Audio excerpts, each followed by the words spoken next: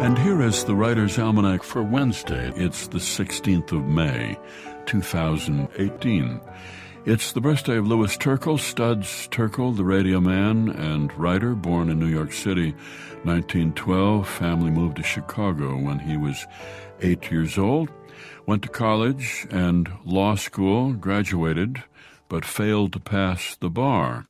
He got work writing radio scripts with the Federal Writers Project and also performing in radio soap operas that originated in Chicago. In the very early days of television, he had his own show, Studs' Place, which was dropped by NBC at the height of the McCarthy era. The NBC executives were uncomfortable with various political petitions that Turkle had signed. So he got out of television and into radio. He started a show on WFMT in 1952. It went on for 45 years. He was in his mid-50s, Studs Turkle, when he had an actor named Eleanor Braun on his show, and she mentioned him to her friend Andre Schifrin, who was a publisher. And Schifrin approached Turkle, asked if he'd consider producing a book of interviews with ordinary people, and the book was called Division Street America. It was a big success in 1967, followed by many more: Hard Times, an oral history of the Great Depression, and Will the Circle Be Unbroken? Reflections on death, rebirth, and hunger for a faith.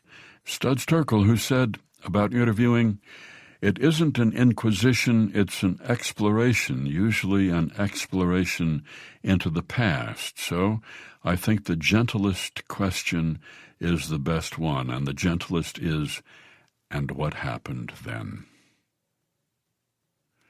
Here's a poem for today by Marge Piercy, entitled The Rented Lakes of My Childhood.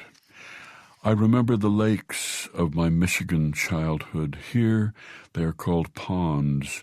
Lakes belonged to summer, 2-week vacations that my father was granted by Westinghouse when we rented some cabin.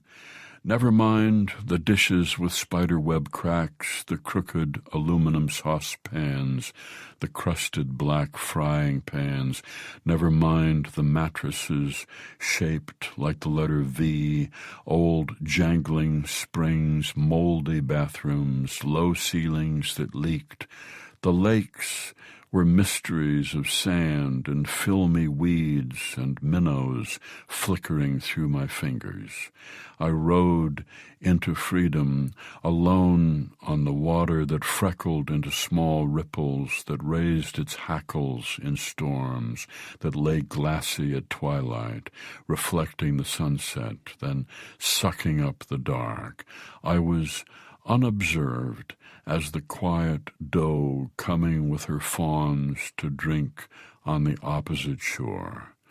I let the rowboat drift as the current pleased, lying face up like a photographer's plate. The rising moon turned to a ghost.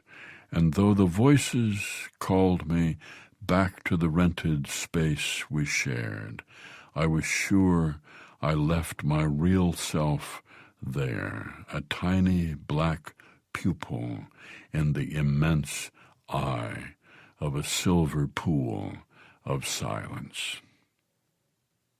A poem by Marge Piercy, The Rented Lakes of My Childhood, from her collection Made in Detroit, published by Alfred A. Knopf and used by permission here on the Writer's Almanac.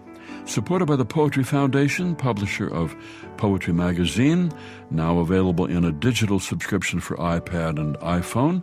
Subscriptions at poetryfoundation.org/digitalmag.